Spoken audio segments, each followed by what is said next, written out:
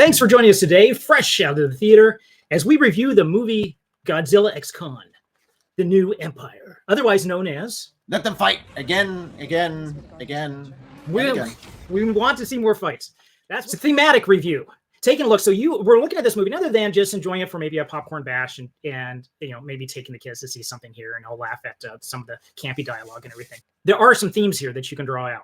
So I'm going to hold my theme in reserve. And basically, when we go into these movies, we want to be able to look for things that we can use as a springboard for conversation for people who don't know Christ to say, hey, this is a good analogy, or this is a good way to illustrate maybe a characteristic about God, maybe characteristic about a theological aspect or something, and use this as dialogue. There's some people that would never step foot into a church for whatever reason, but they'll see sports, they'll see movies, they'll see all sorts of other entertainment things, and this would be an opportunity for you to be able to talk to them about that. So there are some things we looked at for this. You pulled one thing out. We were talking about this earlier. What did you got the best one, in my opinion. Go ahead. So, in general, the best stories are the ones that model, the biblical history that God has ultimately weaved together, the perfect story, history.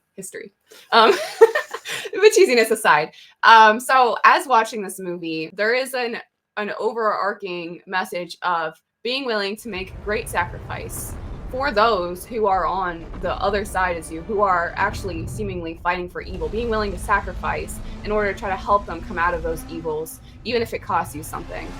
And through that, we obviously see the reflection of Christ. And when you help others come out of those evils, they can then help others come out of those evils. So that would be the oversimplification, but that's definitely an incredibly important message and storyline, even though it was kind of an underlying thing that I pulled out. It's definitely something that you can pull out too, and that's really cool to look at. Yeah, when she mentioned this earlier before we turned on the camera, I thought, wow, that's really good insight. And I think that trumps the one that I have, because the one that I have is older. It covers the entire monsterverse, and that is the search for the wondrous, the unknown. I just released a video earlier today talking about that. Is that I believe that one of the things that grabs people in this movie, this and other movies like Arrival, and maybe even Signs, that you're trying to communicate with something that is either greater or unknown, or maybe even has some dread concerning it, and you want to make contact. The question is why. I think ultimately we're trying to make contact with the most wondrous person around, who is God,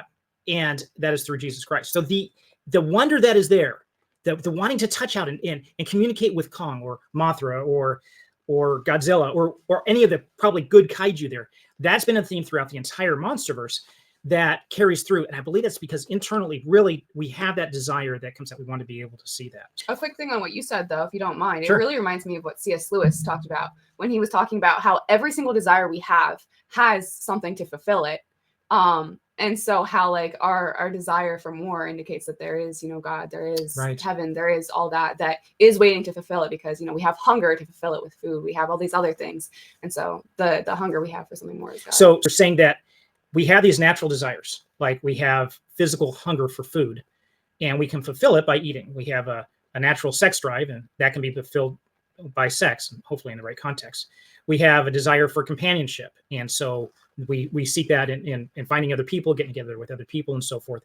But ultimately, there's another desire there that's actually deeper than all of those. Is that what you're talking about? Yeah, the spiritual, the supernatural. There's something more that if we don't have God, we definitely are missing. There's a lot of people say, oh, there's a hole only Christ can fill, but there's a lot of truth behind that, even if it sounds cheesy. He is our creator, and only he can fulfill that desire. Right. That is so true. Thank you for watching this clip from the Newton Sci-Fi podcast. If you enjoyed this clip, please join us live. We'd love to hear from you.